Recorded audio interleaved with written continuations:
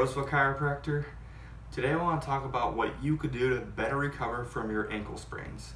Ankle sprains are a very common injury to get, whether you're playing a sport or whether you're just walking in normal life and twist or sprain your ankle. The most common ankle sprain that we're going to cover today are inversion ankle sprains, which means that when you step down, you turn your foot inward and you hit the lateral side of your foot, and so it looks kind of like that when you hit the ground. And that damages the outside ligaments of your ankle. We're gonna go over some things that you can do right after the injury, and some things you can do later on in your injury, and some things you can do even later on. That way you can recover better from this injury, and that way you don't get more ankle sprains in the future, because if you don't do stabilization exercises in the later phase, you're more prone to more ankle sprains in the future. Hope you enjoy the video. Now let's begin. Alright, the first thing you want to do is the POLICE acronym. In the past they used the RICE, but the POLICE acronym I think is a little bit better. So what POLICE stands for is protect, optimally load, ice, compress, and elevate. Protect just means you want to make sure you're protecting the area, not put too much strain on your ankle. Optimally load, we'll go over a little bit in just a second, because I think that's a little better right after the acute phase. After a couple days, when you can start moving a little better. Ice, self-explanatory. You need to make sure you put ice to the area, do about 20 or 30 minutes, and then take about an hour break between that. Compress, so you want to use like an ACE bandage and compress the area. That will help reduce the swelling and kind of push the inflammation out of the area. And elevate, that's going to do the same exact thing. It's going to help the lymph flow back up into the heart, back into the lymph system up in there. So that's the first thing you want to do the POLICE acronym. Protect, optimally load, ice, compress, and elevate. Alright, the second thing that you can do is start to move the ankle around. This goes back to that POLICE acronym, the optimally load category in there. So after the first couple of days, once the inflammation's gone down a little bit, we want to make sure that we get as much movement into the ankle as possible without damaging the area around it. So I'm going to show you a couple exercises that you can do the first couple of days after the injury, maybe 1 to 2 days. The earlier you can do this, the better. That way I'm going to show you some easier exercises, that way you can get up to the harder ones. Alright, the first exercise that you can do is just doing passive range of motion in your ankle. And what that means is you're just moving your ankle with your hands. You're not using your muscles in your ankle to do it, you're just using something else to do it. So I think it's easiest to use your hands.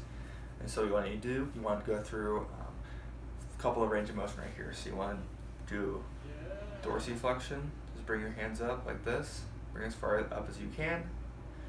You want to do plantar flexion, bring your ankle down like that, pushing your toes in the ground.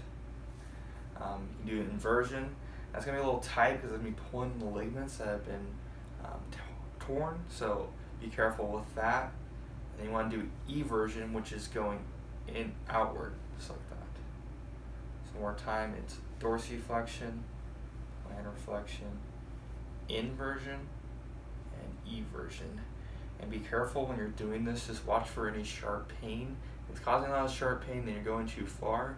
And if you just do a little bit, that's fine. Doing a little bit of movement is better than doing no movement at all. After you're able to do this, or even if you're not able to do this fully, you can actually do this called active range of motion, which just means you're using your muscles in your ankle to do it. So you can do one more time, do the same things to do dorsiflexion, so go up as far as you can without any sharp pain. Plantar flexion, pointing your toe down. Eversion, pushing your foot out, and inversion. It's hard for me to do that, but it looks like that. So out. This is the first couple exercises that you can do with that. Once you're able to do this, and once you're getting that phase, maybe you can't do it all the way, you can also practice with doing isometric exercises, and that means that you're going to be pushing on your hand on another force outside of it. So one more time. So if you want to do dorsiflexion, you can push up and have your hand blocking it. The nice thing about this, your muscle isn't lengthening or tightening up. It's just staying in one spot, and you're just using your hands to force. Do dorsiflexion, plantar flexion, eversion, and inversion. And it's probably easier, you can do them just on the ground too. Now once you're able to do all of these movements, once you have full range of motion and able to have more strength in your muscles of your ankle, you're kind of gone past that acute phase and that subacute phase, and you're more to the chronic phase, or maybe you're at the end of the subacute phase.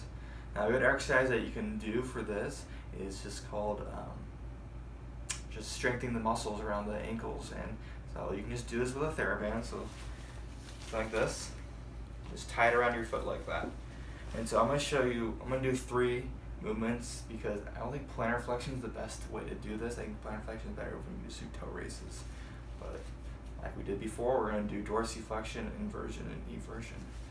So if you want to do dorsiflexion, your foot like that, and you use your hand to pull, and just pull it tight, bring it up, bring it down, bring it up, bring it down. It's a good strength exercise for dorsiflexion.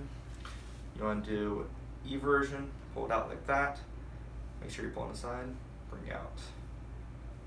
That's a really good exercise too, because that's strengthening all the fibularis muscles over here, which are really important because since the ligaments are weak on this side, you want to make sure you strengthen the muscles on this side to tighten up the ankle.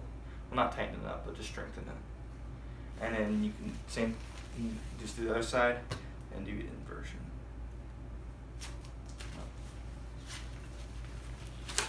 And just do inversion. Just like that.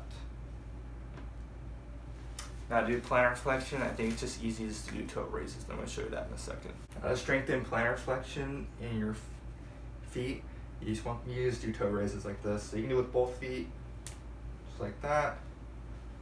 You can also just do it with one foot too. I want to grab onto something for some balance. It's a little bit more advanced to do that. And also a really important thing, you want to make sure you stretch out your Achilles because that can get really tight. And that, if you get that stretched out, that'll help the ankle be more mobile too. So do a nice Achilles stretch, go up against the wall, and stretch out the right one just like that. It's a good calf stretch. And same thing with this side. Just like that. That can help improve your dorsiflexion too. Alright, so after you've healed from the injury, you're not having more pain, your ankle mobility is back to normal, you feel like your strength's coming back, it's really important in this chronic phase to do a lot of stabilization exercises. I'm going to show you one right here. An easy stabilization exercise is just doing a one-legged stand. If you're having a hard time with it, you can do it with a shoe on. Just stand there. It provides more mobility because it won't let you go to the sides. If you want more of a challenge, do it with the shoe off. And hold that. And then if you want to get to about 30 seconds, you can also just your eyes closed. That'll make it harder because you can't see anything around you. That's also a really good exercise for stabilization. Along with doing one-legged stands, it's really important to focus on stabilizing those ankles as much as possible. That way you can strengthen up the fibularis muscles. The fibularis muscles go on the outside part of your foot, and those can help strengthen up the ankle when the ligaments have gotten weak. By strengthening these muscles, you can be less prone to more ankle sprains in the future. So along with the exercises that you did see, you can just incorporate standing on a Bosu ball or a rocker board into your other exercises. Whether you want to do like shoulder press or biceps or anything like that. You can do a squat on a Bosu ball, you can do one-legged squats, anything like that. You want to incorporate these stabilization exercises into your daily life too. That way you can get those ankles nice and stable and you're less likely to have an ankle sprain in the future. Thanks for watching the video today. Make sure you subscribe so you don't miss out any more content. Let me know in the comments below if this has really helped you get past your ankle sprain injury, and I hope you have a great day.